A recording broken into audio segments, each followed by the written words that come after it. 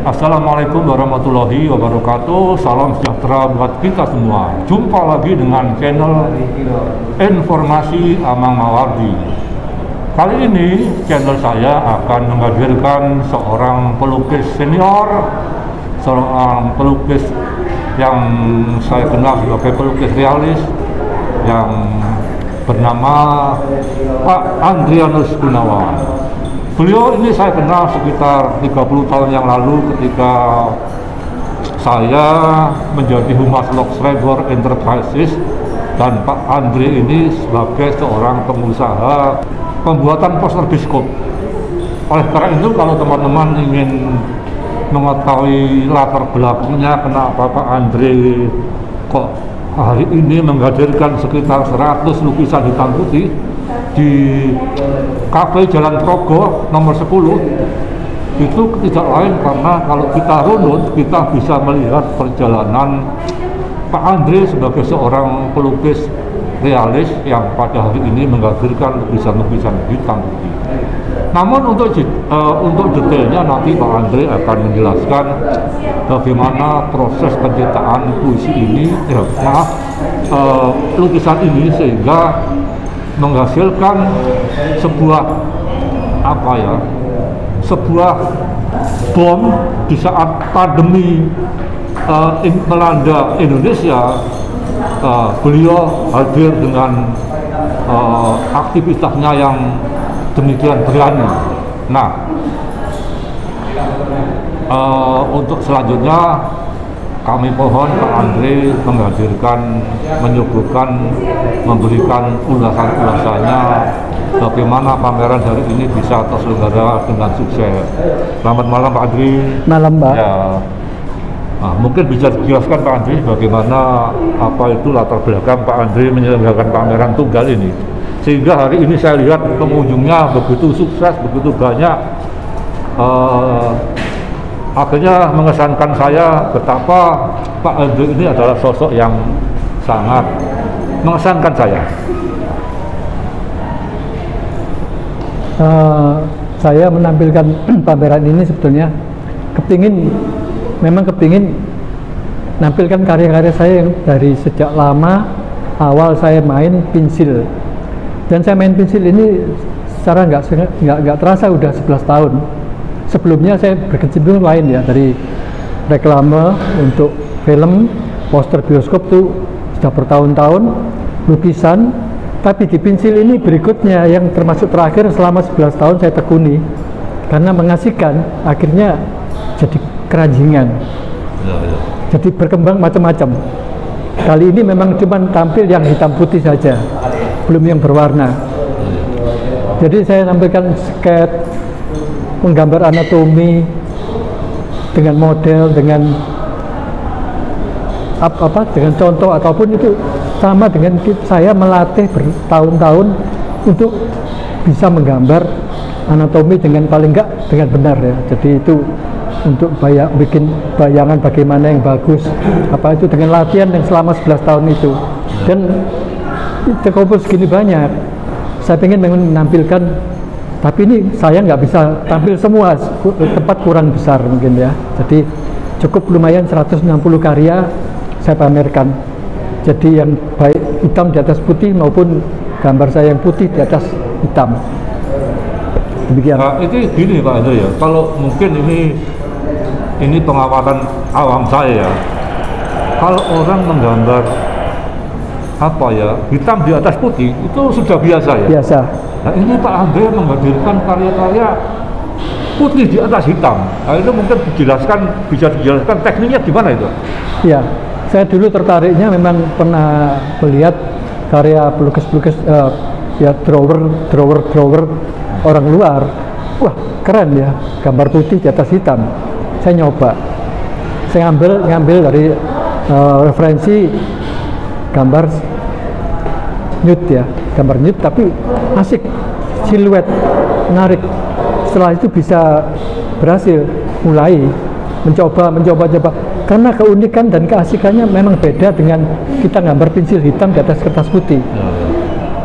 Kalau ini Saya memang cuma menggunakan pensil putih saja, tidak pakai pensil hitam atau abu-abu. Saya tidak mau pakai, karena itu nggak ada gunanya bagi saya, karena gampang menolong kan ya. Saya mengandalkan putih aja itu bisa gradasi abu-abu tua, abu-abu muda hanya dengan putih. Itu yang keasikannya. Jadi lama-lama kalau kita sudah sering menggambar, tahu, oh ini gini. Jadi sebetulnya nggak sulit, nggak sulit. Sulitnya cuma satu, menggambar wajah orang harus mirip. Itu agak susah karena cara sketnya beda dengan sket pensil hitam di atas putih. Sangat beda, jadi itu agak kesulitan. Harus betul-betul teliti, jadi harus mirip. Itu yang susah. Kalau untuk buat shading, ya moga-moga semua teman kalau sudah bisa dan biasa akan bisa mengatasi. Ya. Pak Andre, mungkin ada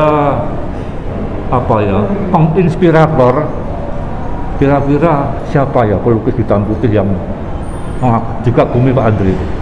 Putih hitam atau hitam putih? Ya, lukisan hitam putih, drawing hitam putih. Ya. Pelukis siapa yang kira-kira menarik untuk menjadi inspirasi Pak Andre? Sebetulnya gini, inspirasi itu istilahnya banyak juga ya, tapi yang saya idolai sebetulnya juga banyak ya. Salah satunya ya pelukis komik Indonesia yang terkenal Adrian Syaf, itu juga saya lihat sketch-sketchnya, gambarnya luar biasa ya, shading terus yang dari luar seperti komikus Jim Lee, itu keren ya.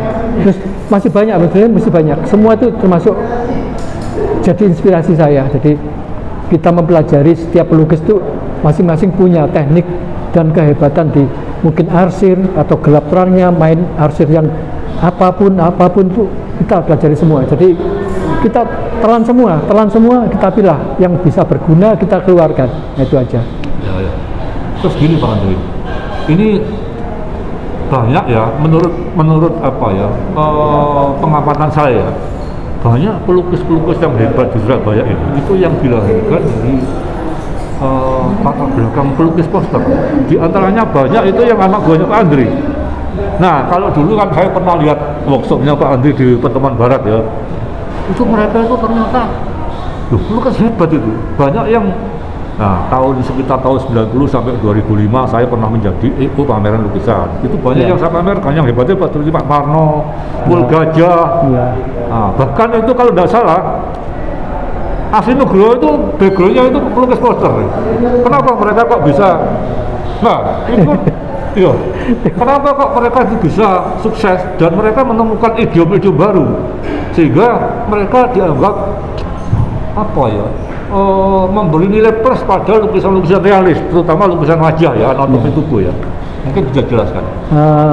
Secara tidak disengaja ataupun tidak disadari bahwa kita yang mantan pelukis poster secara bertahun-tahun setiap hari bergelut dengan cat, dengan kuas, sket, menggambar, harus memiripkan wajah aktor-aktor, aktris-aktris dari siapapun untuk poster. Secara nggak langsung itu sudah suatu pelajaran yang luar biasa.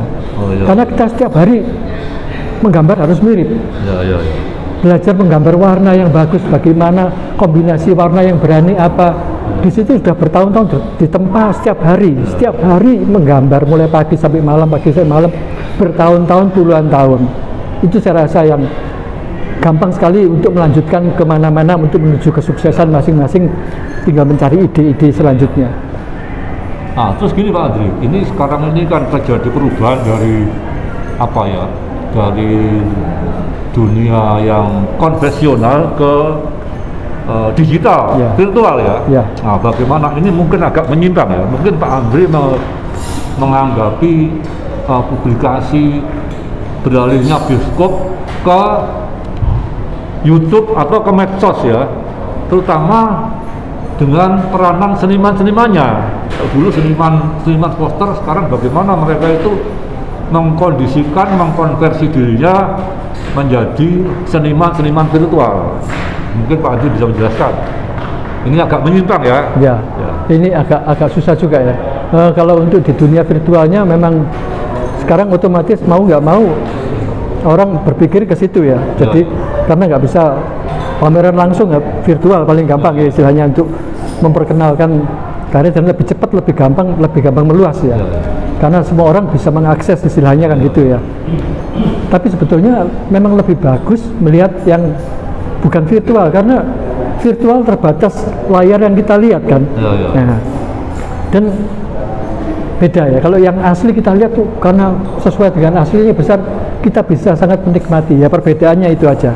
Tapi kalau di dunianya ini ya mau nggak mau kita mengikuti ya ke virtual ya akhirnya ya.